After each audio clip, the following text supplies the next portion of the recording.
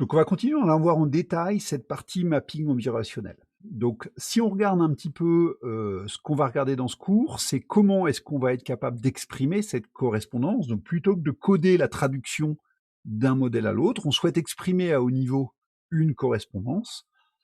On va faire ce cours en 2 parties. D'abord, on va essayer de comprendre quelles sont les problématiques liées à l'expression de cette correspondance et puis après on ira voir comment dans un framework en particulier, un standard Java qui existe, qui est JPA, quelles sont les annotations, les interfaces qui sont proposées pour exprimer cette correspondance. Ce qu'il faut savoir, c'est que quand on fait du mapping objet relationnel, on a la capacité d'avoir un modèle objet, de le faire correspondre à la base de données. On a la capacité à exprimer une correspondance qui va générer le schéma de base de données, si la base de données n'existe pas. Et à l'inverse, on peut générer depuis un schéma existant un modèle objet avec un fichier de correspondance, etc. Nous, je vous ai dit, alors on fera quelques digressions, mais dans la plupart des éléments de ce cours, et c'est ce qu'on fera aussi en TP dans un premier temps, on va partir du principe que la base n'existe pas. On va construire un modèle métier en UML, puis on va le traduire en Java, et puis après on va exprimer un mapping pour être capable de créer le schéma de base de données qui va bien pour sauver nos objets métiers.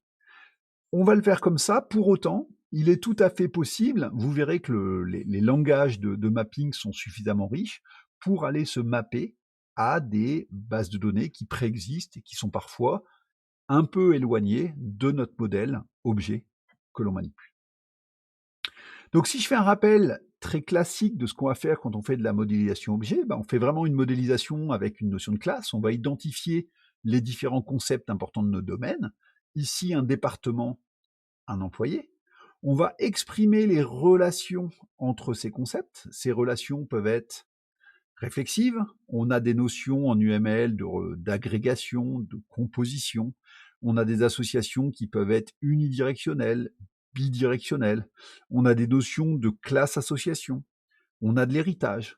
Donc on sent qu'on a un langage de modélisation objet qui est riche, riche par rapport à ce qu'on a dans une base de données relationnelle.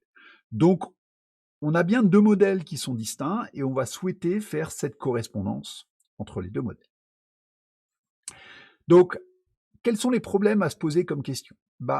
Parmi ces problèmes, il va y avoir la gestion de l'identité des objets. On va voir que dans une base de données relationnelle, les objets sont identifiés par une clé primaire. Dans le monde objet, on n'a pas ce concept-là.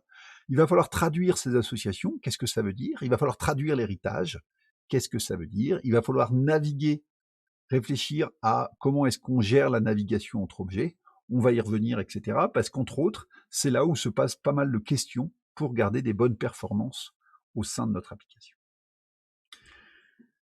Donc, le problème de base, c'est bien qu'on a un objet en mémoire, on souhaite à un moment pouvoir appeler un save, et on veut que les valeurs, donc un objet, il a des attributs, on veut que ces valeurs soient sauvées dans une base de données relationnelle, c'est-à-dire que les attributs de cet objet soient stockés les valeurs de cet objet soient stockées dans une ligne d'une table, et que les valeurs des attributs correspondent aux valeurs que l'on met dans la colonne par rapport à cette ligne. Si cet objet est lié à d'autres objets, évidemment, on a aussi besoin de sauver potentiellement les autres objets pour la cohérence globale. Donc un objet a une structure complexe, et la première chose qu'on va devoir faire, c'est aplatir ce graphe pour être capable de ranger tout ça correctement dans une base de données relationnelle où globalement tout ce qu'on a, c'est des tables et des clés étrangères pour faire le lien entre les différentes lignes de ces tables. Donc, ce qu'on va voir ensemble, c'est d'abord la problématique de cette notion de traduction d'une classe en une table et de l'identification.